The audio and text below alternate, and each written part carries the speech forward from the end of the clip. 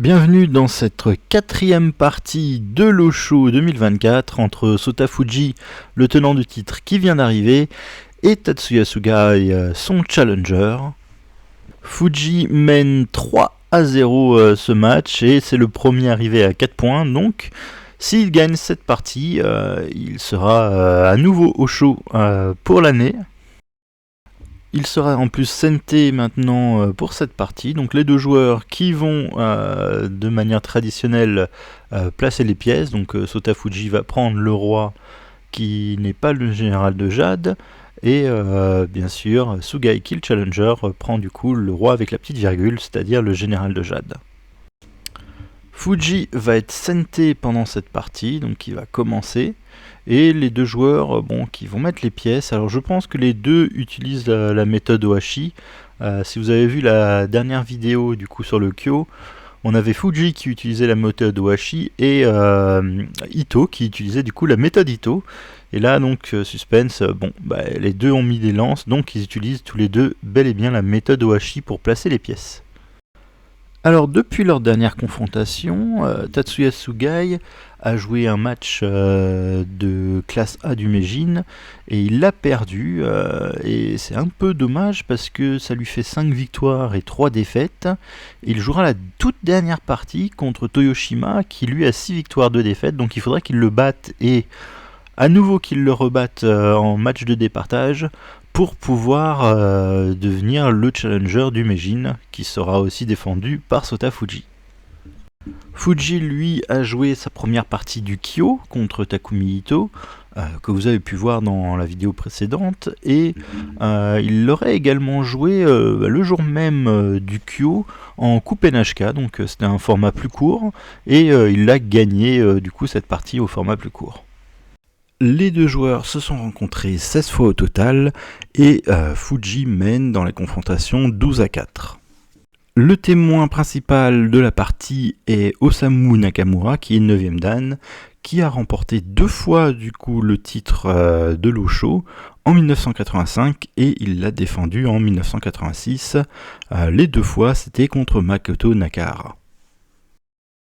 La partie se déroule dans l'auberge Tokito, qui se trouve dans la ville de Tachikawa, qui fait partie de la métropole de Tokyo, donc qui est nord-ouest de la métropole de Tokyo. Dans les prédictions à l'Elo, bien évidemment, Sotafuji est favori. Il aurait à peu près 82% de chance de remporter cette partie. Je rappelle que la cadence est de 8 heures de réflexion par joueur, plus 1 minute de byoyomi, une fois qu'ils ont épuisé du coup leurs 8 heures de réflexion, et qu'il y aura un ajournement à la fin de cette première journée, et on reprendra la partie le lendemain. Si Sotafuji gagne cette partie, il mènera 4-0, et vu que le match en entier est sur cette partie, eh bien ça terminerait le match et il n'aurait pas besoin de jouer les parties suivantes. Les deux joueurs sont prêts, ils vont se saluer et ce sera Sotafuji donc qui va commencer, qui sera senté. Normalement c'est un joueur de tour fixe, donc on devrait avoir probablement en tout cas un tour fixe. Donc bien sûr toujours le petit rituel, il boit sa gorgée de thé avant de jouer son premier coup et il va se remettre à réfléchir sur le plateau. Et normalement, on va voir son premier coup. Il nous fait un peu attendre et il joue son coup habituel qui est le coup de la tour fixe. Alors pour l'instant, dans toutes les confrontations, Sugai a toujours ouvert la diagonale de fou en premier coup. Donc on peut s'attendre encore à ça comme premier coup. Mais peut-être qu'il veut nous faire une surprise. Peut-être qu'il veut s'inspirer de Ito. Et non, et donc il va bel et bien ouvrir la diagonale du fou, ce qui est le coup qu'il joue le plus souvent. Alors Sotafuji généralement ouvre maintenant la diagonale du fou à son tour. Il n'aime pas pousser une deuxième fois le pion pour probablement pas laisser l'option à Sugai d'obtenir une tour opposée. Et donc c'est bien le coup qu'il joue, donc pour l'instant pas de surprise de la part des deux camps, et ici généralement Sugai avait fermé la diagonale, on va voir si c'est ce qu'il fait. Je crois que également il avait joué le pion central également, alors ça faisait penser à une tour centrale, mais finalement il était rebasculé sur une tour 3. Bon, pour l'instant, il n'est pas en train de jouer, il est en train de réarranger ses munitions, on va dire, donc son café, son eau, etc. Bon, ils ont 8 heures de réflexion, alors il attend peut-être aussi que la plupart des notables partent pour que la partie soit un peu plus calme. Donc on enlève tous leurs oreillers, etc. Et maintenant, Sugai va peut-être enfin jouer son deuxième coup. Et c'est une surprise, il joue le coup de la tour directement. Et vous voyez déjà l'ordinateur qui s'emballe un petit peu, qui met 55% déjà pour Fuji. Donc l'avantage déjà pour Fuji ici, bon, qui est très très minime certes, mais c'est pas 51% qu'on a habituellement en tant que CNT. Donc un coup surprenant, en tout cas moi que j'aime pas trop côté Sugai. Donc ce coup est un coup relativement rare, alors je l'ai déjà vu, et à chaque fois ça me peine un peu de le voir, pour être très honnête. Alors généralement on aime bien jouer la tour 3 quand ce pion a bougé une deuxième fois, on a le droit ensuite de faire tour 3. Tout simplement parce que on a une fameuse fourchette ici qui peut avoir lieu une fois que la tour 3 bouge, après bien sûr cet échange de fou. Donc en fait avec la poussée du pion on n'a plus le même souci parce que on peut tout simplement parachuter notre fou et protéger le pion. Et donc je vais vous montrer, et Fuji m'a fait assez plaisir.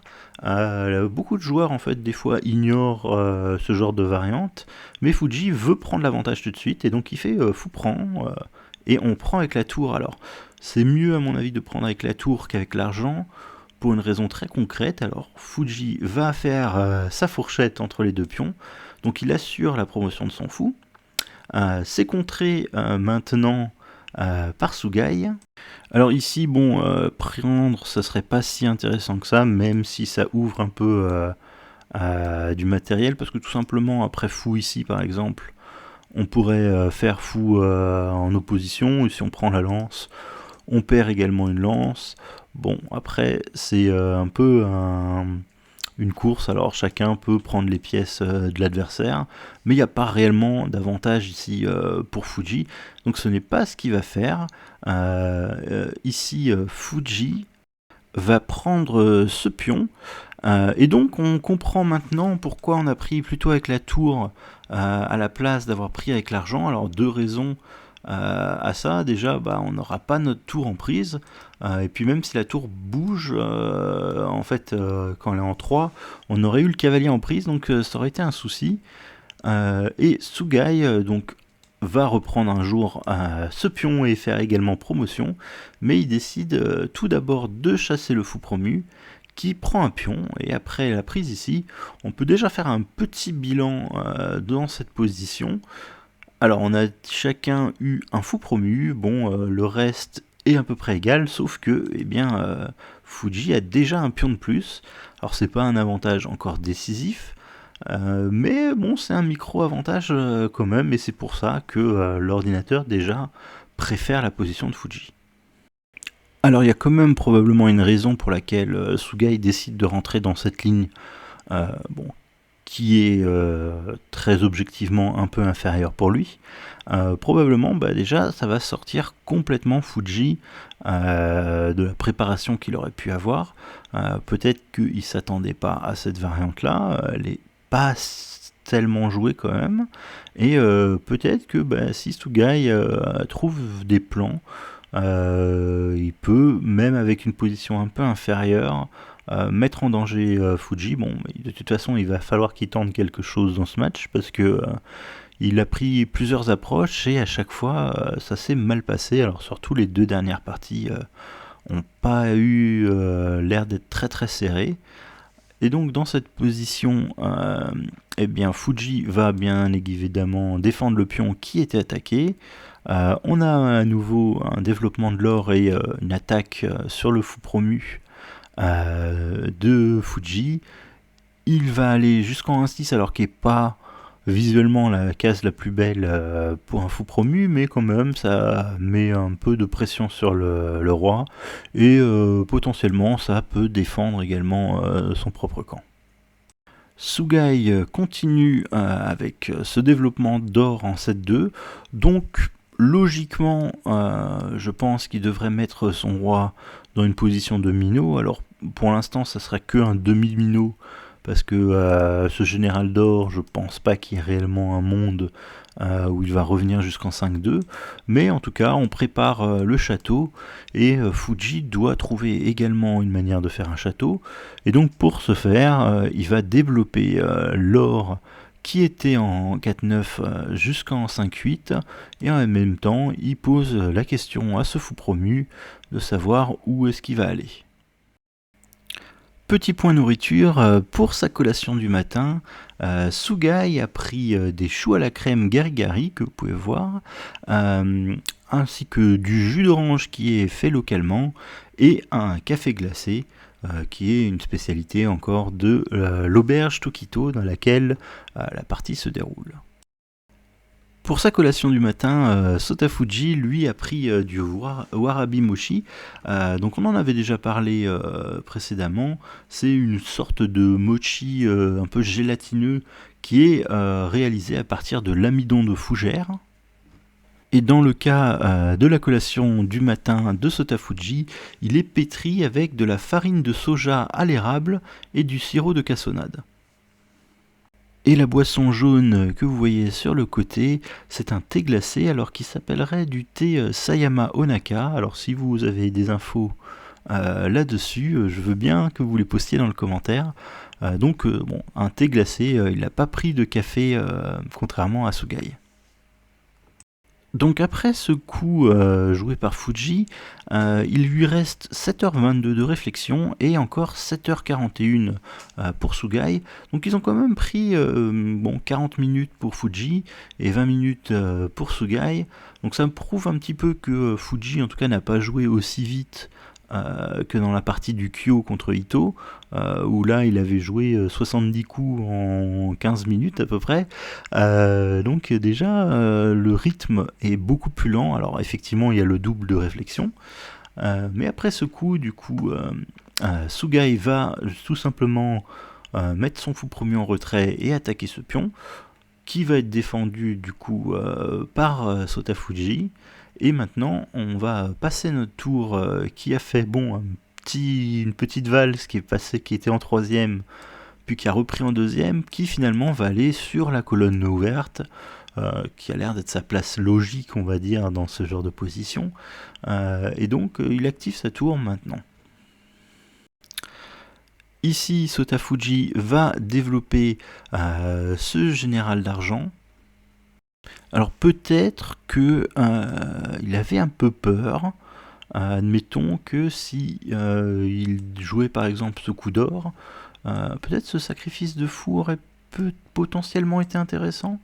Avec cette fourchette, admettons, si on prend au moins une fois, peut-être ce genre de position pourrait être un petit peu dérangeante pour Fuji. Donc tout d'abord il a préféré donc développer cet argent, et donc là il n'y a plus de vraiment problème en tout cas de fourchette sur justement ce général d'argent. Les deux joueurs vont maintenant continuer à former leur château, donc ça va être des coups droits pour le mettre sur le côté opposé de la tour. Et donc Sugai va rentrer dans son minot, et pour Fuji on est plutôt dans une structure Yagura pour l'instant, alors qu'il pourrait peut-être évoluer avec cette poussée de pion. Sugai continue, va dans le demi-minot, et ici coup intéressant, Fuji décide de développer cet argent. Alors petite séquence tactique, on ne peut pas prendre bien sûr cet argent contre donc deux généraux. Alors si on par exemple on essayait de prendre avec le fou promu, on aurait un coup intermédiaire ici qui du coup embête cette tour, et du coup le fou promu sera repris. Et bon, si on donne la tour, je pense que c'est un peu douteux. Alors effectivement on a bel et bien les deux généraux contre une pièce majeure, mais tout simplement je pense que maintenant on a un contre à la fin avec cette fourchette, et donc bon là l'avantage de Fuji serait énorme, donc c'est pas une possibilité ici de prendre pour Sugai. C'est dans cette position que la partie a été interrompue une première fois dans la journée pour le repas du midi. Les deux joueurs ont pris le même plat, hein, ce qui est un petit peu rare. Alors il s'agit de ramen, si vous avez déjà été à un ramen bar. Bon, ils ont l'air assez luxueux. Alors il s'agit d'un ramen Kajika Dashi. Alors il est servi avec un ensemble de riz frit à l'ail et des gyoza de sanglier, donc quelque chose d'assez rare, parce que je ne savais pas qu'on pouvait mettre du sanglier dans les gyoza, personnellement. J'ai toujours vu plutôt du poulet, et ça a l'air vraiment appétissant, donc une spécialité de l'endroit où la partie a lieu, hein, la fameuse auberge Tokito. Alors pour information, après ce coup, les deux joueurs ont dépensé à peu près le même temps. Il reste 6h23 pour Fuji et 6h26 pour Sugai. C'est-à-dire que ils ont dépensé 1h40 pour 27 coups. Donc une partie vraiment jouée sur un rythme assez lent, hein. Les deux joueurs ont pris beaucoup de temps pour réfléchir. Alors il n'y a pas encore eu de réelles complications incroyables, mais Sotafuji a pris pas mal de temps pour essayer de garder son petit plus. Donc au retour du midi, eh bien, Sugai va développer ce coup de pion, donc 5-4. Et ici, Sotafuji va mettre la tour également sur la 4e colonne. Donc on a une opposition de tour, il va falloir faire un peu attention maintenant à l'échange potentiel de tours. Ici, Sugai a décidé juste tout simplement de replacer son fou promu qui faisait plus grand chose en 6-5, il le replace en 6-4. Ça vise peut-être la lance, et surtout ça lui permet peut-être de revenir un jour dans son camp. C'est assez intéressant de pouvoir avoir ce fou promu en défense. Un petit coup joué par Sotafuji qui pose la question de si Sugai veut bel et bien pousser également 9-4. Donc c'est répondu par l'affirmative, et maintenant Sotafuji va commencer à cacher un peu plus son roi en le mettant en 8-8. On a un développement de l'argent de la part de Sugai, Sotafuji qui continue de faire son château, l'argent qui fait un petit aller-retour, et en fait qui va se positionner à mon avis en 5-2 pour compléter le minot. Et donc maintenant Sotafuji pousse ce pion, donc on va avoir une structure Yagura côté Fuji, et plutôt une structure de type minot côté Sugai. Sugai qui effectivement finit son minot. Alors à la place d'un général d'or en 5-2, on a cette fois-ci un général d'argent. Donc il s'agit de la forme du minot d'argent, qui a cette forme traditionnelle, et de temps en temps on peut retrouver la même idée qu'un haut minot, mais encore une fois à la place de l'or, il y a cet argent. Ça a l'air peu probable ici, donc je pense que Sugai va rester sur cette forme s'il peut, du minot d'argent. Et on arrive au dernier coup de la journée, Sotafuji qui décide, alors de manière un peu surprenante, parce que il a qu'un Yagura contre un minot d'argent, de proposer maintenant l'échange des tours, et c'est dans cette position que la partie a été ajournée, et donc Sugai a scellé un coup, l'a remis à Nakamura 9 Dan, qui est le témoin principal de la partie, et la partie va être reprise demain. Donc les deux joueurs qui ajournent la partie que à partir du 39e coup, Ils avaient réfléchi, alors 3h35 je crois pour Fuji, et 4h02 pour Sugai, donc à peu près la moitié du temps. C'était vraiment une partie où les joueurs ont réfléchi très tôt dès l'entame de la partie. L'ouverture, à mon avis, a été une surprise de la part de Sugai, et Fuji ne devait pas être préparé, et il a dû faire attention pour garder un avantage, donc dans une position où il a un pion de plus. Et voilà, le coup scellé a été signé par Fuji et est remis à l'arbitre.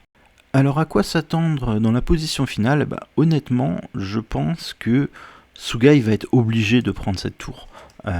Tous les autres coups sont extrêmement passifs, que l'on joue tour 3-1 ou qu'on parachute un pion devant, on est très très passif. Et Fuji, déjà qu'il a un pion de plus, et maintenant aurait même une activité un peu plus forte, la partie serait déjà techniquement à mon avis gagnée. Et maintenant donc sur l'échange de tours, faut regarder un peu les complications. Le premier coup qui me paraissait intéressant, mais à mon avis qui va pas être incroyable, c'est de parachuter la tour ici. Mais il y a un contre à mon avis là de Fuji qui a l'air pas mal. Ce coup-là qui défend les deux pièces, bien évidemment, et au prochain coup, on va jouer or en 3-8 et enfermer la tour. Donc cette tour qui serait enfermée, ce serait pas terrible. Peut-être qu'on peut tenter pion 1-4, tour. Maintenant on enferme la tour et on essaye de se venger peut-être sur le fou promu. Alors ça peut mener des parties vraiment compliquées. Je pense bien sûr que si on prend la tour prise ici, l'avantage serait pas incroyable. Ce qu'il faudrait tenter peut-être, c'est plutôt prendre l'argent. Donc bien sûr, prise ici, là maintenant, Fuji est complètement gagnant. Donc il faudrait plutôt prendre cette pièce-là, ça attaque la tour, ça commence à mettre un peu de pression sur le roi.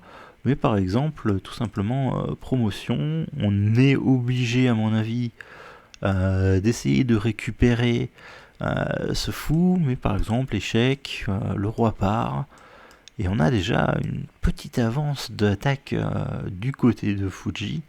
Donc cette variante là, bon, à moins qu'on survive vraiment à l'attaque, mais je sais pas trop comment, personnellement. Peut-être qu'il faudra continuer comme ça. Ça peut être intéressant pour Sugai d'essayer de rentrer dans ce genre de complications.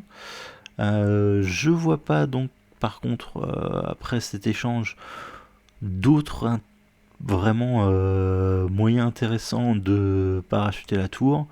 On peut toujours essayer par exemple un truc comme ça pour prendre le cavalier, mais peut-être même on veut bien revenir en arrière avec le fou promu et proposer un échange fou promu contre tour.